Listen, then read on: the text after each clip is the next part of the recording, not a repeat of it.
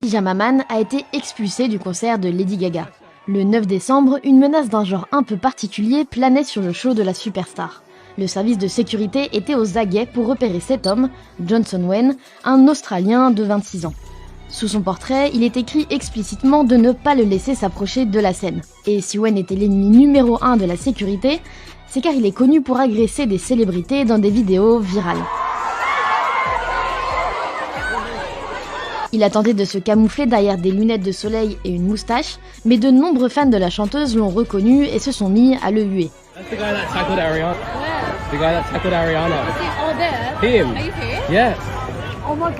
La sécurité s'est empressée de l'intercepter et de lui retirer son pass VIP et ses bracelets. Le serial perturbateur a été escorté hors du Suncorp Stadium et s'est exprimé sur Instagram dans la foulée.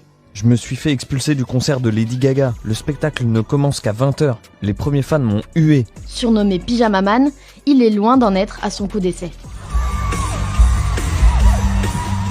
Dans le passé, il s'est déjà précipité sur scène pendant des prestations de Katy Perry, The Weeknd ou The Chainsmokers. Plus récemment, lors de la soirée d'ouverture de la très attendue suite de Wicked le 13 novembre, Wayne a sauté par-dessus une barrière et agrippé Ariana Grande.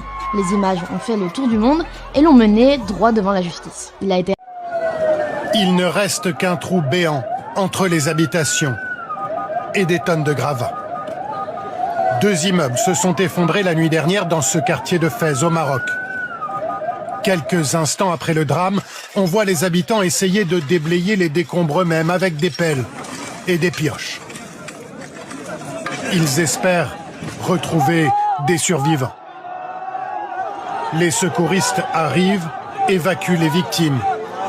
22 personnes sont mortes, 16 autres ont été blessées. Aujourd'hui, c'est un désastre, une catastrophe. L'effondrement de ces 2 immeubles, c'est un quartier très dense ici. De nombreux voisins pointent du doigt des constructions anarchiques dans ce quartier. À 23h30, on a vu l'effondrement d'un immeuble et 1 minute après, l'autre immeuble s'est effondré. Il y avait une famille de 4 personnes et une autre de 5 personnes. C'est l'État qui leur avait donné ce terrain et ils ont construit leur maison eux-mêmes.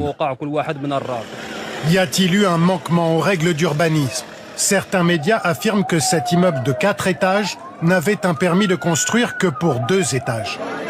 Cet effondrement intervient à la suite d'autres accidents similaires qui interrogent sur l'état du bâti au Maroc. Le 22 mai 2024, cet immeuble s'écroule dans le centre de Casablanca. Heureusement, le bâtiment avait été évacué la veille en raison de fissures inquiétantes. Il n'y a pas eu